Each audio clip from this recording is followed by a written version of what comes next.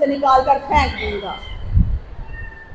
اور کلیسیاؤں کی کمزوریاں اور ان کی اچھائیاں جو ہیں اس چیپٹر میں بیان کی گئی ہے، تیسرا اور چوتھا چیپٹر. اور پھر آخری چیپٹر تیسرے چیپٹر کے لاسٹ پہ اور چوتھے چیپٹر کے شروع میں ہم دیکھتے ہیں کہ کلیسیا کا جو ریپچر ہو چکا ہے.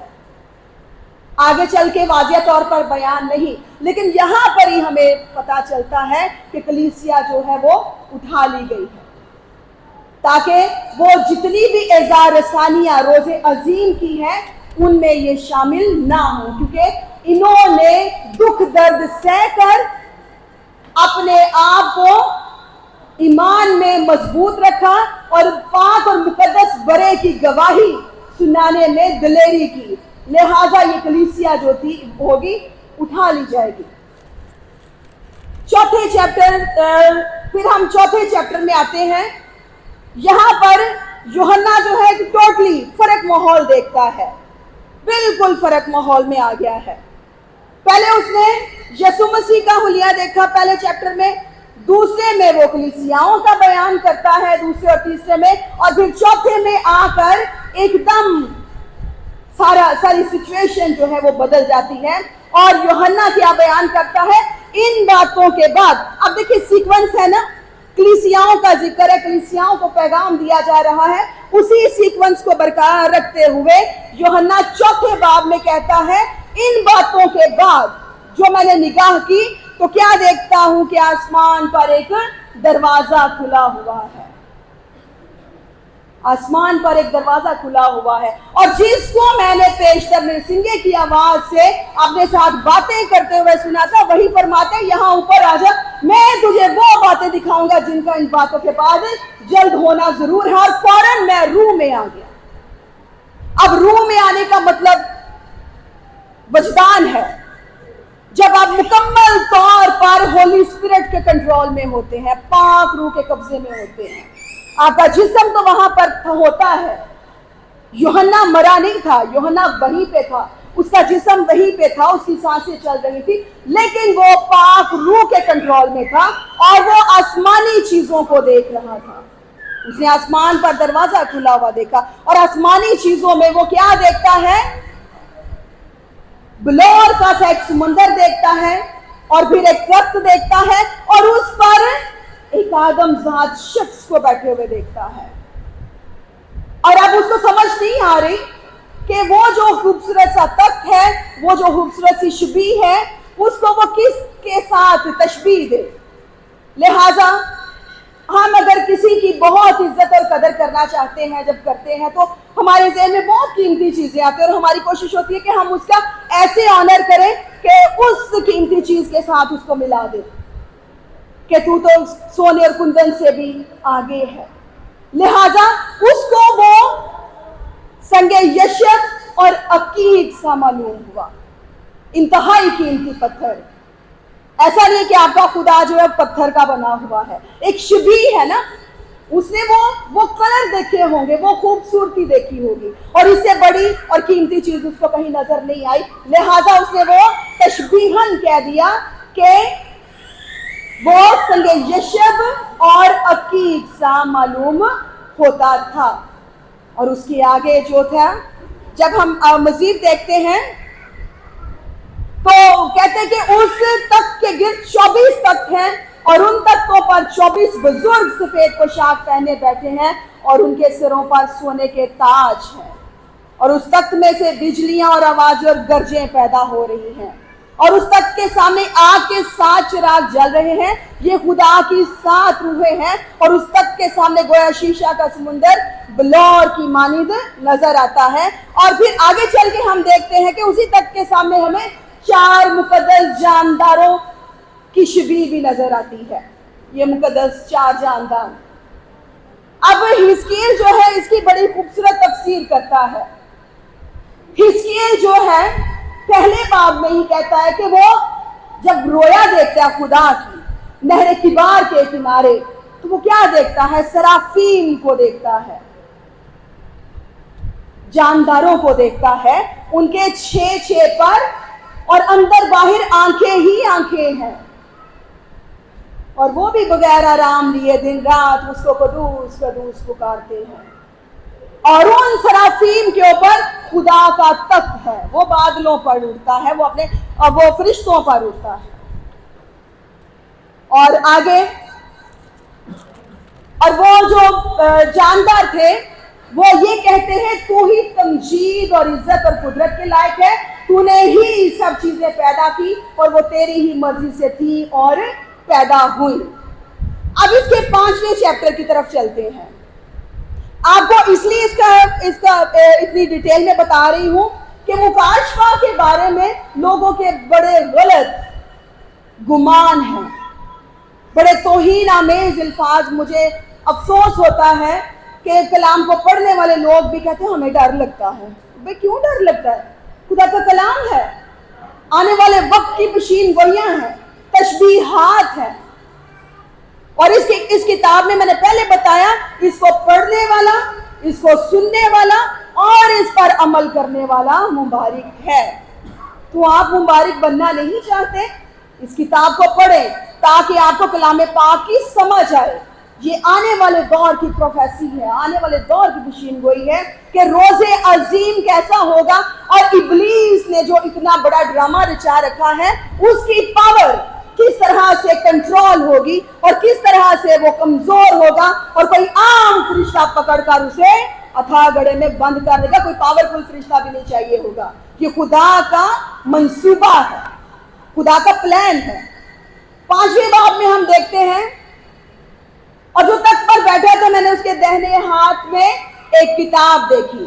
اب 4تھے چیپٹر میں ہم دیکھتے ہیں کہ یوحنا نے آسمان پر دروازہ دیکھا، تخت دیکھا، تخت پر خدا کی شبیہ دیکھی، اور پھر آگے چل کے ہم 5ویں چیپٹر میں دیکھتے ہیں کہ خدائے واحد کے ہاتھ میں دہنے طرف ایک کتاب ہے جو سر بمہر ہے، یعنی 7 مہروں سے اس کو بند کیا گیا ہے. 7 مہریں لگا کر اس کو بند کیا گیا ہے. اور ایک زور آور فرشتہ جو ہے بلند آواز سے یہ منادی کرتے ہوئے آتا ہے کہ کون اس کتاب کی مہروں کو کھولنے کے لائق ہے. اور کوئی اس کتاب کی مہروں کو کھولنے کے لائق نہ نکلا، نہ آسمان پر، نہ زمین پر، نہ ہی زمین کے نیچے. اور یوحنا زاروں کی طرح رونے لگا. یوحنا پھوٹ پھوٹ کر رویا. رونے کی وجہ تھی کہ ابلیس نے تمام دنیا کو، کائنات کو اپنے شکنجے میں لے رکھا ہے، اور یہ کتاب جو ہے، یہ مہریں جو ہیں، ایک جگہ کی، ایک پراپرٹی کی رجسٹری کی طرح ہے. اس رجسٹری کا مالک نہیں آیا، اس رجسٹری کو کوئی لینے کے لیے نہیں آیا. تو کیا ساری زندگی اب ہمیشہ سے ہمیشہ تک، ابد تک لوگ جو ہیں گمراہی میں رہیں گے، دکھ میں رہیں گے؟ کوئی ان کو نجات دینے کے لیے نہیں آئے گا. یہ تمام چیزیں سوچ کر یوحنا رو پڑا. اور پھر وہی زور آور فرشتہ آیا اور اس نے کہا مت رو. اور پھر تخت کے سامنے ذبح کیا ہوا برا، تخت کے سامنے ذبح کیا ہوا برا جو ہے وہ کھڑا تھا، اور اس نے ہاتھ بڑھا کر جو تخت پر بیٹھا تھا اس کے ہاتھ سے وہ کتاب لے لی. اور تمام بزرگوں نے، یعنی 24 بزرگوں نے اور 4 جانداروں نے اپنے تاج جو تھے اس کے قدموں میں رکھے، اور سونے سے بھرے ہوئے عود کے پیالے جو تھے اس کے قدموں میں انڈیلے، اور اس کی تمجید، عزت اور شکر گزاری کر کے کہنے لگے تو ہی تمجید، عزت اور قدرت کے لائق ہے، کیونکہ تو نے ذبح ہو کر ہم سب کو خرید لیا.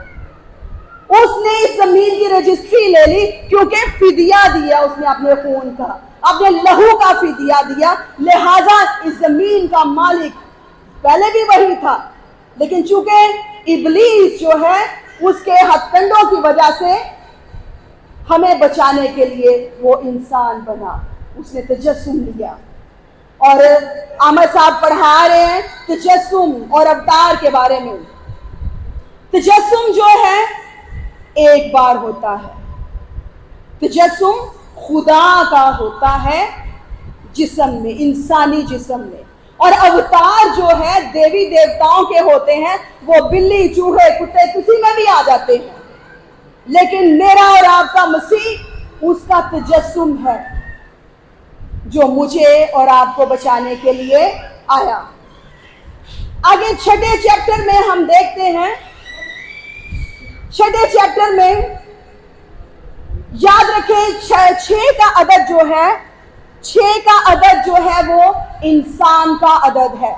जिस तरह से 7 का अदद पाक है, खुदा का अदद है, इसी तरह 6 का अदद जो है वो इंसान का अदद है। और छठे बाब में जो मोहरों का खोला जाना ये बयान करता है कि ये शरीरों और नाराज लोगों के लिए सजाएं हैं। डायरेक्ट खुदा जो है उनको सजाएं देने के लिए खड़ा हो गया है।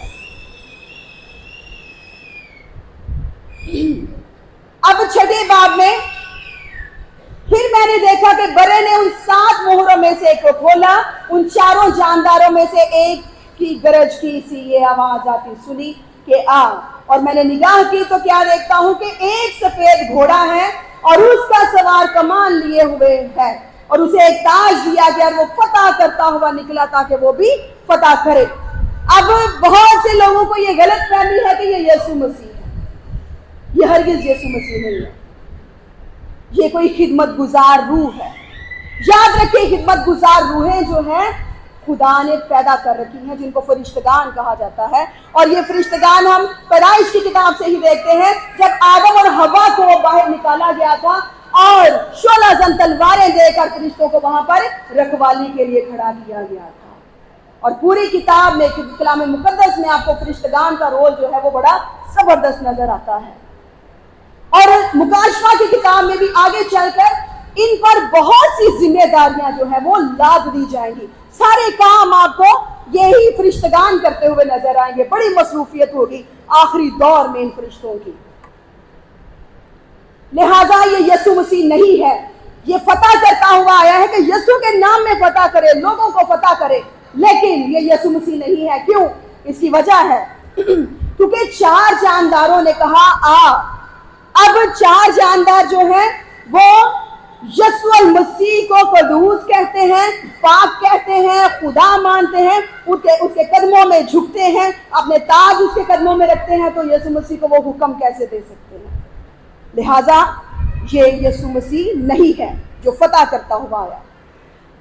इस चैप्टर में 4 घोड़ों का जिक्र है और चारों घोड़े जो हैं वो जमीन से सुलह सलामती उठाने के लिए निकले हैं। और फिर हम आगे चलकर देखते हैं, और जब उसने चौथी मोहर खोली तो मैंने चौथे जानदार को ये कहते सुना कि आ। और मैंने निगाह की तो क्या देखता हूँ, एक जर्द सा घोड़ा है और उसके सवार का नाम मौत है और आलमे अरवा उसके पीछे पीछे, और उनको चौथाई जमीन पर ये इख्तियार दिया गया कि तलवार और काल और वबा और जमीन के दरिंदों से लोगों को हलाक करे। जर्द घोड़ा निकला। अब रंगों का भी बड़ा फर्क है ना। जर्द जो है ये मौत का रंग है, एक जर्द घोड़ा निकला और उसके सवार का नाम भी मौत है। और वो निकला है कि लोगों को मार दे, वो निकला है कि जमीन पर से अमन खत्म कर दे, वो निकला है कि सबको तलवार से खत्म कर दे। किनको? वो लोग जो पाक बर्रे के खून से नहीं धुले, जिन्होंने जमीन पर खराबियां पैदा की, जिन्होंने उस हैवान की छाप अपने माथे पर ली और जो इब्लीस के हुक्मों पर चलते हैं, जिन्होंने उसके पाक नाम को कदूस ना कहा, ये उनके लिए मौत का ऐलान है।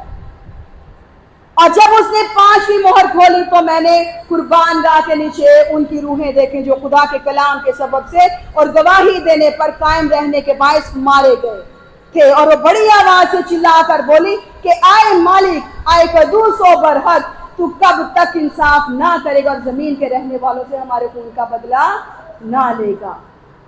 और उनमें से हर एक को सफेद जामा दिया गया और उनसे कहा गया और थोड़ी मुद्दत आराम करो जब तक कि तुम्हारे हम खिदमत भाइयों का भी शुमार पूरा ना हो ले जो तुम्हारी तरह कत्ल होने वाले हैं। अब यहां पर देखें, 5वीं मोहर खुली है। 5वीं मोहर खुलते ही क्या हुआ है? कुर्बान गाह के नीचे جو روحیں تھی وہ چلائی ہیں. یہ کون سی روحیں ہیں؟ یہ وہ روحیں ہیں جو خدا کی اس کے بیٹے کی گواہی پر قائم رہے ہیں. آپ دیکھیں جب چرچ ہسٹری پڑھے نا تو چرچ ہسٹری میں ہمیں پتا چلتا ہے کہ مشنریوں نے کیسے کیسے دکھ اٹھائے ہیں. مقدس پطرس رسول کا شاگرد بشپ پولیکارپ تھے اور اس کو بڑے اس وقت کی حکومت نے بڑا بہلایا پھسلایا کہ تو یسوع کو چھوڑ دے. اس نے کہا کہ میں 80 سے اوپر ہو گیا ہوں اور میں یسوع کے پیچھے چل رہا ہوں. تم لوگ آج آئے ہو تو کیا تمہارے پیچھے میں اپنے یسوع کا انکار کر دوں؟ میں اس ہمیشہ کی زندگی کو چھوڑ کر موت میں چلا جاؤں؟ مجھے مارنا ہے تو مار دو. اس کو باندھ کر آگ لگا دی گئی لیکن وہ کھڑا رہا. پھر اس کو خنجر گھونپے گئے اور پھر وہ گرا. اور پھر بہت سے ایسے مسیحی بہن بھائی ہمارے جنہوں نے مسیح کے نام پر قائم رہنے کی وجہ سے دکھ اٹھائے، ان کو بادشاہ اپنے باغ میں زندہ جلاتا تھا. کئیوں کو شیروں کے آگے ڈال دیا جاتا تھا.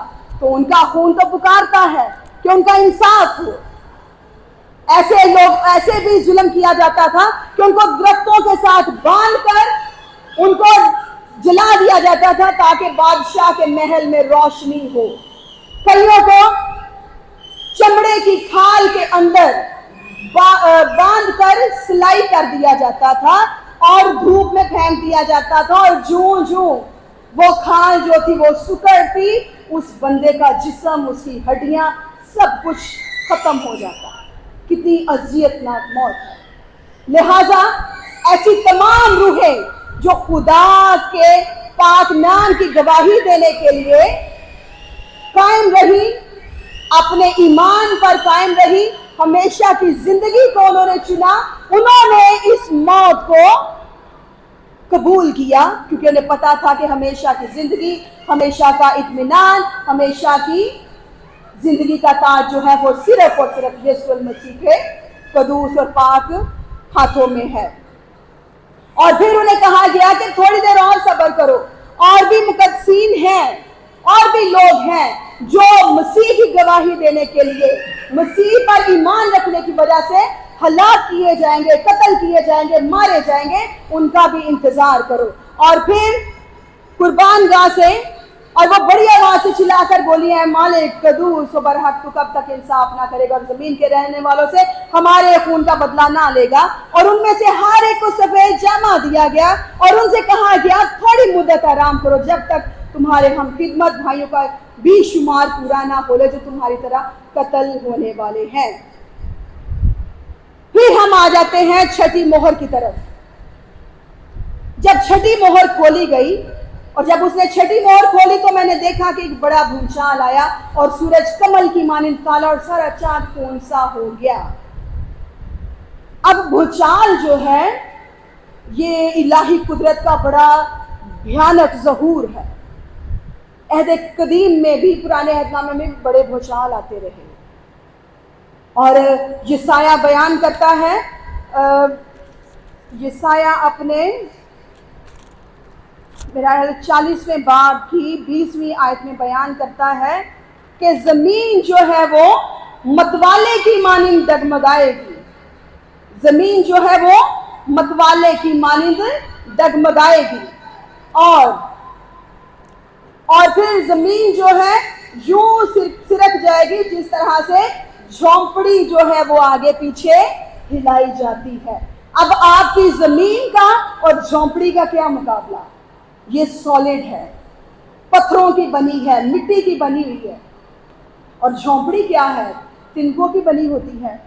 یسایہ ہزاروں سال پہلے بیان کرتا ہے کہ زمین جو ہے متوالے کی مانند ڈگمگائے گی اور ایسے ہلے گی جیسے جھونپڑی جو ہے وہ ہلائی جاتی ہے. اب آپ دیکھیں کہ کس قدر شدید زلزلہ ہوگا. جب یسوع مسیح نے صلیب پر اپنی جان دی اور کہا کہ تمام ہوا، اٹ از فنشڈ، تو بھی زلزلہ آیا चट्टानें तिड़की और बहुत सी रूहें, बहुत से मुर्दे जो थे वो जिंदा होकर अपने घरों को लौट गए।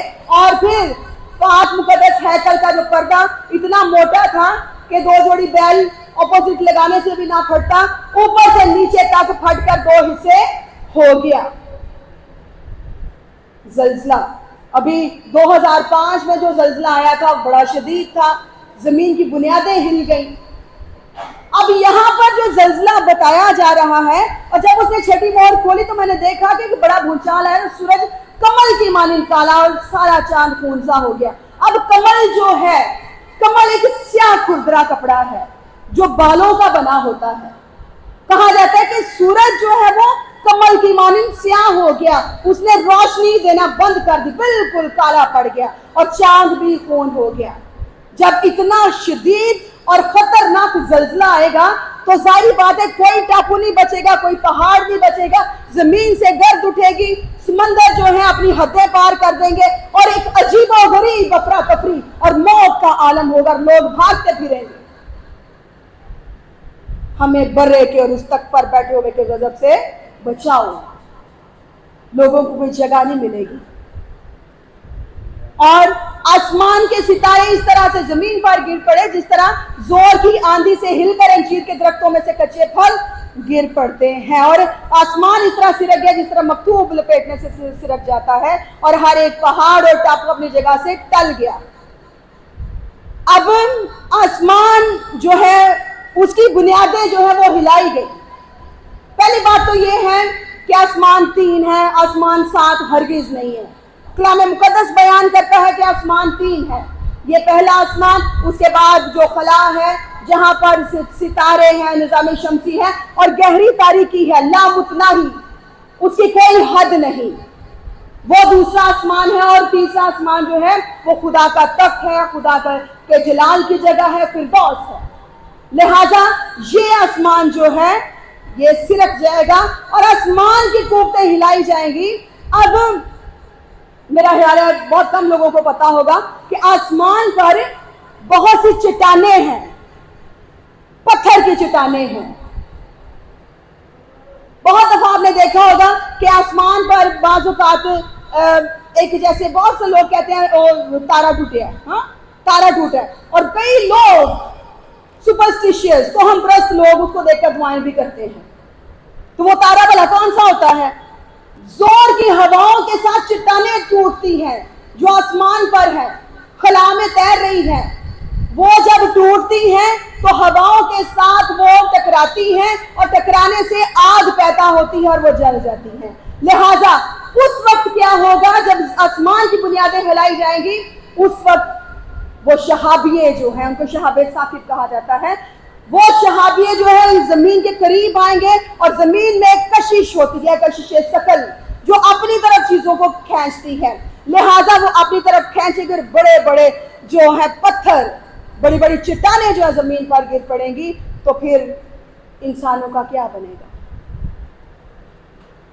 जमीन पर कहीं कोई अमन और सुकून नहीं होगा, और जमीन के बादशाह, अमीर, फौजी, सरदार, मालदार और जोरावर तमाम गुलाम आजाद पहाड़ों के गारों और चट्टानों में जा छुपे और पहाड़ों चट्टानों से कहने लगे हम पर गिर पड़ो और हमें उसकी नजर से जो तख्त पर बैठा हुआ है और बड़े के गजब से छुपा लो, क्योंकि उनके गजब का रोज़े अजीमा पहुंचा, अब कौन ठहर सकता है। अब ये 7 कैटेगरियां हैं, 7 ग्रोह हैं, ये अमीर, आजाद, गुलाम, फौजी, सरदार, मालदार, जोरावर, ये सब 7 किस्म के ग्रोह हैं। अब ये वो लोग हैं जो मसीह पर ईमान नहीं रखते, ये वो लोग हैं जिन्होंने अपनी दौलत पर, अपने आप पर, अपनी खूबसूरती पर, अपने किरदार पर, इन सारी चीजों पर भरोसा किया और उसके 5 बेटे को नाचीज जाना। अब इनके घर जो है, जायदादें, माल वगैरह हर चीज तबाह हो चुकी होगी, और जब तबाह हो चुकी होगी तो ये पहाड़ों की गारों में छुपेंगे, पहाड़ों के अंदर घुसने की कोशिश करेंगे और उनसे कहेंगे, अब अजीब दुआ करेंगे, ये अजीब दुआ होगी, ना तो ये खुदा बाप से दुआ करेंगे, ना ये बर्रे से दुआ करेंगे, ये दुआ करेंगे पहाड़ों से। चट्टानों से कि हम पर गिर पड़ो, अपनी छाती पीटेंगे, हम पर गिर पड़ो, हमें बर्रे से और खुदा के गजब से बचाओ, क्योंकि उनका रोज़ अजीम आ पहुंचा है। अब कौन बच सकता है, कौन ठहर सकता है? किसकी मजाल, किसकी जुर्रत कि वो खुदा के सामने ठहरे? किसकी मजाल, किसकी जुर्रत कि वो खुदा के बेटे के सामने ठहर सके और उसकी हजूरी में कहे कि मैं रास्तबाज हूँ? कोई भी रास्तबाज नहीं। यीशु मसीह को जब निकोदेमुस ने कहा कि है नेक उस्ताद, तो यीशु मसीह ने कहा कि तू मुझे नेक क्यों कहता है? कोई नेक नहीं, सिर्फ एक है। किसकी मजाल कि उस पाक खुदा के सामने रुके? किसकी मजाल कि खुदा के पाक बेटे के सामने टक्कर ले? अब कौन ठहर सकता है? इसके बाद मैंने जमीन के चारों कोनों पर 4 फरिश्ते खड़े देखे। वो जमीन की चारों हवाओं को थामे हुए थे ताकि जमीन या समुंदर या किसी दरख्त पर हवा ना चले। फिर मैंने एक और जोरावर फरिश्ते को जिंदा खुदा की मोहर लिए हुए मशरिक से ऊपर की तरफ आते देखा। उसने उन चारों फरिश्तों से, जिन्हें जमीन और समुंदर को जरर पहुंचाने का इख्तियार दिया गया था, बुलंद आवाज से पुकार कर कहा कि जब तक अपने खुदा के बंदों के माथे पर मोहर ना कर ले, जमीन और समुंदर और दरख्तों को जरर ना पहुंचाना। और जिन पर मोहर की गई, मैंने उनका शुमार सुना कि बनी इस्राएल के सब कबीलों में से 1,44,000 पर मोहर की गई। अब 4 फरिश्तगान चारों कोनों से जमीन की हवाओं को उन्होंने कंट्रोल कर लिया है। अब इस असना में आपको पता है कि इब्लीस जो है उसका भी ये जो आसमान है ना, ये जो पहला आसमान, इस यहाँ पर जब उसका बसेरा था, उसको वहां से फरिश्तों ने भगा दिया और वो नीचे जमीन पर आ चुका है अपनी फौजों के साथ। अब वो कोशिश करेगा लोगों के बदनों में घुसने की, उन्हें तकलीफ देने की कोशिश करेगा। लोग अपने आप को काटेंगे, लोग अपनी जुबानों को काट लेंगे। इस कदर शदीद दुख और करब का रोज़े अजीम होगा। अब कहा जाता है कि बाइबल मुकद्दस यहाँ पर गलत है, जमीन तो गोल है। साइंसदान कहते हैं जमीन गोल है, जमीन वाकई ही गोल है, लेकिन 4 फरिश्तगान का मतलब है 4 सिमतें, मशरिक, मगरिब, शिमाल, जनूब। चारों सिमतों से फरिश्तगान ने हवाओं को कंट्रोल कर लिया है कि किसी जानदार पर कोई हवा ना चले, कोई पत्ता ना हिले, कोई जानदार सांस ना ले, ना इंसान, ना हैवान, ना मछलियां, ना चरिंदे, ना परिंदे। और जब ऑक्सीजन नहीं होगी तो फिर क्या होगा? आप ऑक्सीजन के बगैर रह सकते हैं? जरा सी सोफोकेशन हो, हबस हो, तो हमारी हालत खराब हो चुकी होती है। तो ऐसी सूरत में क्या होगा? वो चिल्लाएंगे, रोएंगे और फिर भी उसके पाक बेटे की तरफ नहीं रुजू लाएंगे, नहीं अपनी खताओं को मानेंगे। अपने दिल में तो कहेंगे कि शायद हमारी खताओं की वजह से ये हम पर आफतें आ चुकी हैं, लेकिन वो अपने मुंह से उसका इकरार नहीं करेंगे। आज के दौर में भी हठ धर्मी जो है वो अरूज पर है। बहुत से लोग इस बात से नाबल्द हैं कि हम गलत नहीं हैं। और इंसान के डिक्लाइन की सबसे बड़ी वजह यही है जब इंसान कहता है कि मैं गलत नहीं हूँ, मैं बिल्कुल ठीक हूँ। इसका मतलब है कि आपके अंदर तकब्बुर और गरूर है, आपके अंदर इब्लीस की सिफात है। आप फसाद पैदा करना चाहते हैं, आपको फिक्र नहीं है कि ये गलत है या दुरुस्त है। सही और गलत की तमीज़ जब खत्म हो जाती है तो फिर इंसान जो है वो तबाही की तरफ जाते हैं।